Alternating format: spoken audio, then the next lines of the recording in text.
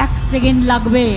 একটা কমিউনিটি যখন জোট বাঁধে না, ঘিরে ফেললে 1 সেকেন্ডে দেবে একদম 12টা বাজিয়ে। একটা কমিউনিটি জোট বাঁধলে কি হতে পারে তা পশ্চিমবঙ্গের মানুষ বারে বারে বুঝেছে। শুরুটা হয়েছিল 2012 সালে ইমামদের জন্য বিশেষ ভাতা ঘোষণার মাধ্যমে। মনে আছে তো মমতা কি বলেছিলেন? আমি তো মুসলিমদের তোষণ করি, 100 বার যাব। যে গরু দেয় তার লাথি খাওয়া উচিত। তার আমলেই হিন্দুদের বিরুদ্ধে একের পর এক সন্ত্রাস হয়েছে। নির্বাক নিষ্ঠুপ হয়ে দেখেছে পুলিশ।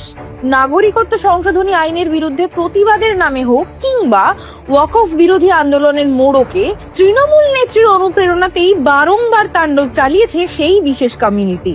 2019 সালের ডিসেম্বরে দেশের সংসদ ভবনে নাগরিকত্ব সংশোধনী আইন পাশ হওয়ার পর রাজ্যের একাধিক জায়গায় বাস ট্রেন ভাঙচুর, হিন্দুদের সম্পত্তি ধ্বংসের ঘটনা ঘটেছিল। একইভাবে 2025 সালেও ওয়াকফ বিরোধী আন্দোলনের নামে বেছে বেছে আক্রমণ করা হয় হিন্দুদের।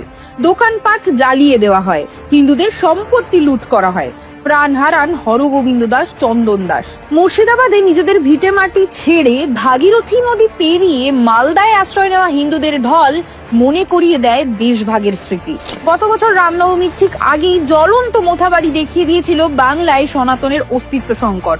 মহেশতলায় হিন্দুদের তুলসী মঞ্চ পর্যন্ত উপড়ে ফেলা হয়, তারকেশ্বরে গঙ্গা স্নানে পর্যন্ত নেওয়া হয়েছে কাটমানি। এই রাজ্যে মুন্ডহীন জগদ্ধাত্রী প্রতিমা এবং বজরংবলীর মূর্তি পাওয়া গেছে। তৃণমূল সরকারের প্রতিষ্ঠানিকভাবে সংখ্যালঘু তোষণের প্রমাণ মেলে বাজেটে বরাদ্দর দিকে নজর রাখলেও।